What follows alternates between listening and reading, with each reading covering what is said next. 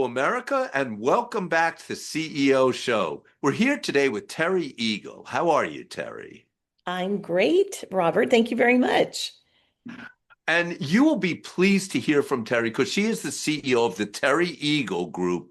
But what that really means, she is a five-time CEO, and you're going to hear all sorts of insights on what you could do to grow your company and succeed. So start off, Terri. Tell everyone what the Terri Eagle Group is. Yes, thank you, Robert. The Terry Eagle Group is a group of highly experienced senior executives, I being the first one, who is a five-time CEO.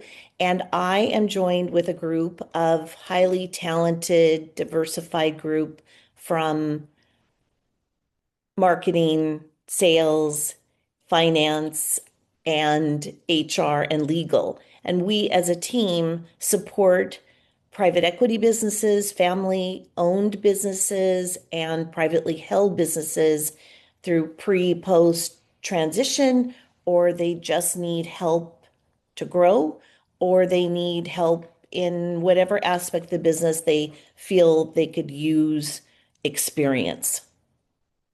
So, as a five-time CEO, a lot of people want to become CEOs, or they're like an entrepreneur of a small company, they want to grow it. What are the specific skills and the advice you could give to them on how to become a real CEO?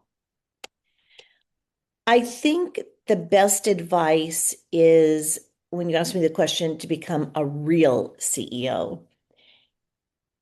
And you cannot learn this in school or it just there's not a really good book, but we'll get to that, Robert.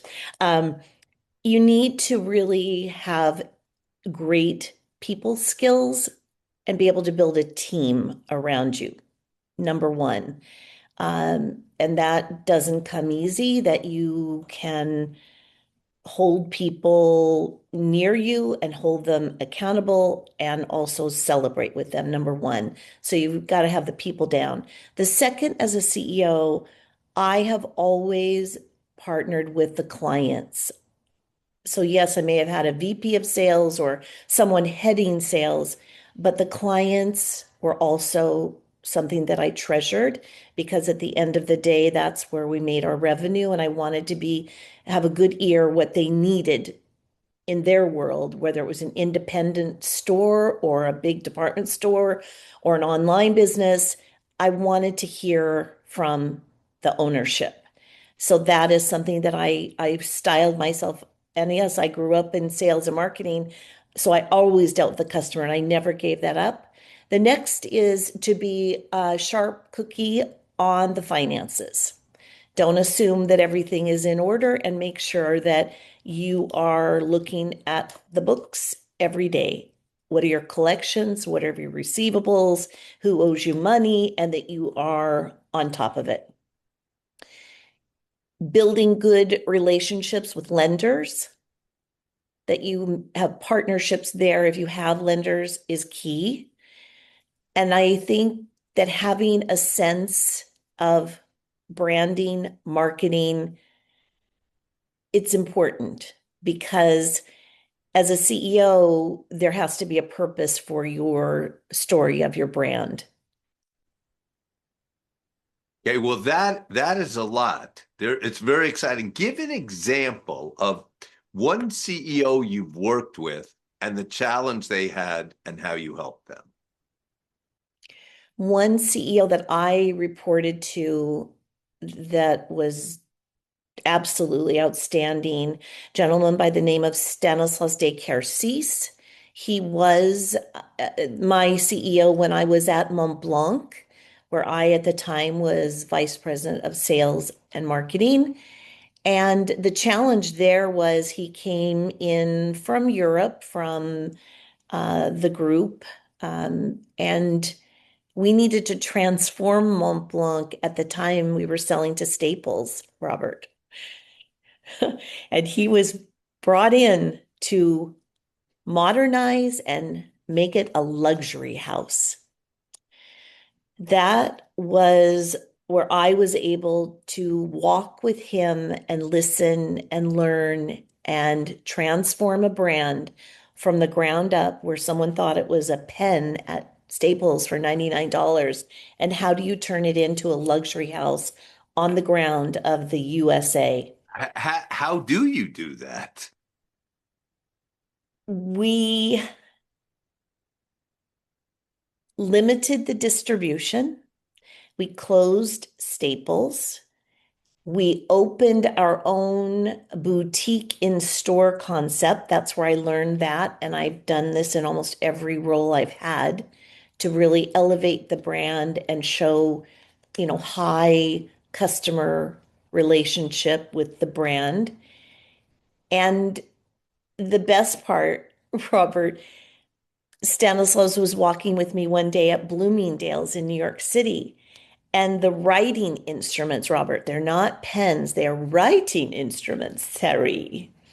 He said, I can't go to the seventh floor.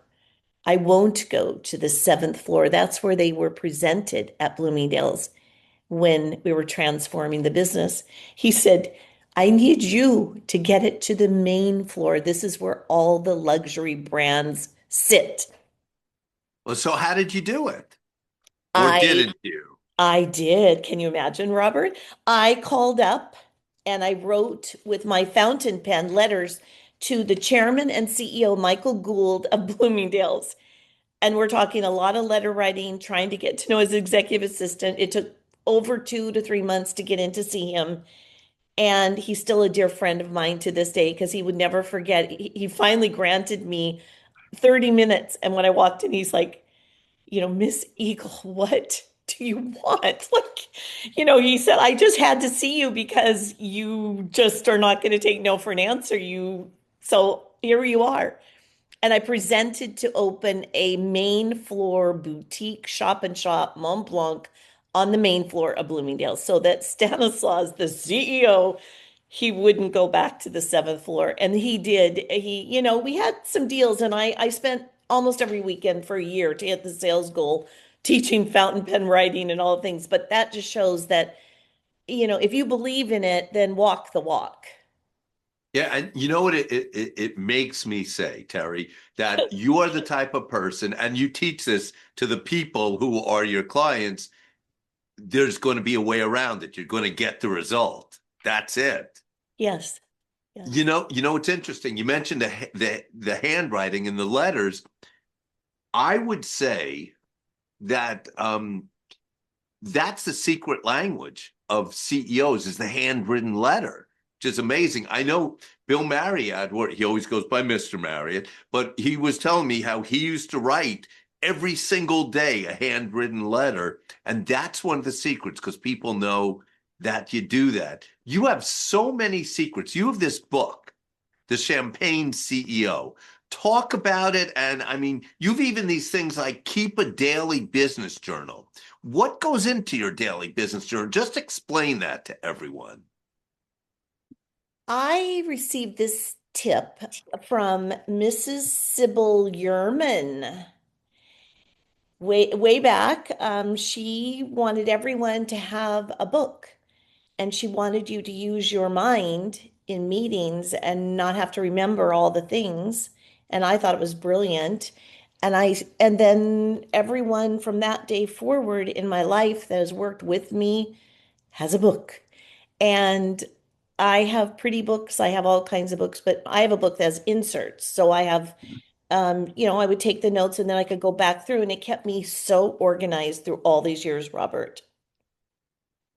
So we're about to take a commercial break. Okay. So anyone who wants to know about the Terri Eagle Group says, that's a company I want to learn about. What's your website? Okay. Yes, it is www.terrieaglegroup.com. And that's Terri, not Y. Well, there you have it. And when we come back, we're going to hear of a transformative moment that Terri had. Stay tuned. So, Terri, you've been a CEO 5 times before. You've probably had a plethora of transformative moments. What's one that really resonates with you that you are very proud of? Robert, do I have to only do one? You could do a second, but Okay. let's hear the first. Okay. I could The see your brain is thinking, and so, well, when you're five-time CEO, it's not just one thing. There's so many things. That's right. I'll give you two just Oh, you're because so you nice had today. Thank that's you. so. I Oh thought I yeah, was like, if you're only a three-time CEO, maybe yeah, only one. one. That's right. Okay, thank you. So I would have to say the first goes to the Yurman, Sybil and David Yurman. Uh, the transformative time for me is to be in the excitement of a company growing at that pace and how you figure out how to do everything overnight to keep up with growth at that level and all the transforming from people to marketing to the sales team. It was the best time to be part of that incredible growth on that sector of my career. Now you're ready for your second transformative moment. Yes, I received a call, a text, an email, and a LinkedIn from Forbes Books. And Robert, I thought it was a scam or a joke. I thought, but they kept after me for about 2 weeks. I thought I should just call and see what this is all about. And what a transformative moment because you, as a CEO, you are not to read your own press or a VP or whatever through your whole career. You just keep focused and, just focus. So I didn't read my own press and I was asked by Forbes, we've been watching you and would you consider, have you ever thought about writing a book, a business book? And I did laugh a little bit. I said, really? I said, well, it's kind of like cocktail conversation with my friends. Like, you should write a book, five-time CEO. And I said, I wouldn't know where to begin. And they said, would you be willing to do 15 chapters? And Robert, the transformative moment with that is feeling like, wow, this is amazing. But the next step was, how would I go about that? I went home and they said I had a couple of weeks and send it in, my 15 chapter outline. And I thought, oh my, if I would have had a book that was like a fireside chat with a CEO, an experienced one, and all the ups, all the downs, all the highs. And in my book, there's a takeaway in each chapter, what I learned, what my takeaways were, and just to help somebody. There, you just don't have it along the way. You skin your knee, you have the highs, you do all of it. I don't know everything, but I have had a lot of wonderful rewards and I have skinned my knee a couple times and I've been around great people. So I love that I've been able to share this journey and I am proud to say that it ranks number one on Amazon in 10 business categories. In 10. That Yes, is great. Well, tell me an example from the book. Talk yes. about one of the clients you've had and how you helped them. Okay. Because we have like of the 600,000 listeners, probably 300,000 of them are people who want to grow their business. And that's your expertise. I know you were, the number one salesperson at L'Oreal, but you've done this in all your companies Mhm. of helping them grow the business, mostly top line, but also bottom line. Yes. I have a great story that I'm extremely proud of in my new business with a gentleman who is an owner that I was meeting with. And I actually have had such a nice journey over the last 6, 8 months meeting people that had heard about me or were interested. Like, I wonder what this all means with the Terri Eagle Group. And what does it mean is it's a new word, it's kind of being used a lot, a fractional CEO. And I made a decision. I love business and I wanted to help more than one business. That is why I formed my new company. I I get a thrill out of issues that are opportunities and how do we celebrate at the end. And so the person that I signed we had lunch together for 6 months plus. And I just had lunch. And the final day, I decide I bring a book with me on every client, and I take notes from the moment we meet. What are their dreams? What are they worried about? What keeps them awake at night? And I keep a journal. And so we're talking 6 months of lunch. And I was enjoying getting to know the company and all the things. But on a lunch, I made a personal decision like my dance card's getting full, and I kind of need to know if this owner would like to do business together. So he started telling me some real concerns he had about the business at this point, but he knows that he's on a good path. But and I said, "Can I just ask you, like, what's holding you back for us to work together?" And he said, "Do you really want to know?" I said, "Well, that is why I'm asking." He said, "Terri, my front," he goes, "I have this incredible product. The demand is high." He said, "But if we work together, you're going to see the back of the house. And I can't say that it's in really great shape. It's not exactly perfect. It needs a lot on the back." And I was sitting there and I was quiet. I like to tell. And that's why he held back the whole time. He He was did, he was Robert. embarrassed. He didn't Yes. want to share it. Yeah, Yeah, he said, "You're I looking at totally my get it. beautiful product and you're focused on that." He goes, "But when you get in the back, I'm gonna have to show you all the back." And I'm embarrassed. That's what he said at the end. And I said, "Oh, this is the best. I get to use my book." And he hired me on the spot. And what happened? Well, okay, so what happened was I went in and I have a roadmap that I write for every client, so we're real clear of what the deliverables are. I like to get things done because as a CEO, I did not want consultants in my business. So I get a little offended. Don't call me a consultant. A business strategist, I like to get stuff done. So I put a roadmap together. I come in for 6 months and I did a checklist to work on with him to find profitability in the business together.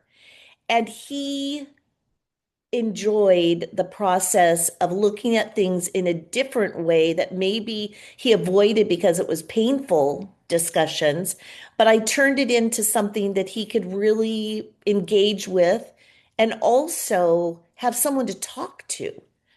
And so he not only is one of the top designers in his category and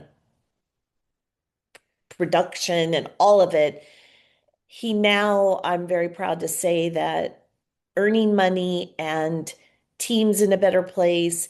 And he took the step forward, Robert, to say, "This is how I feel and let's get this done." And I'm so proud to be aligned with him, and I feel I will be hired again for 6 months because I'm getting my checklist done that we agreed to.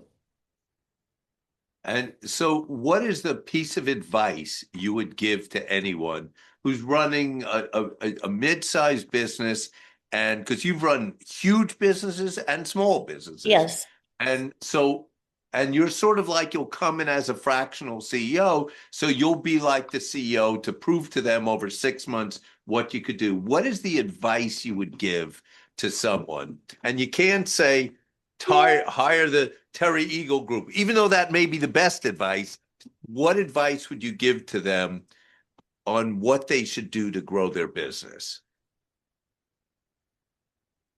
I think the first thing is to get even closer with your team and really understand who's acknowledge who can take you forward because sometimes businesses, you're hopeful that somebody can deliver, or maybe there's somebody you didn't even know has more skills.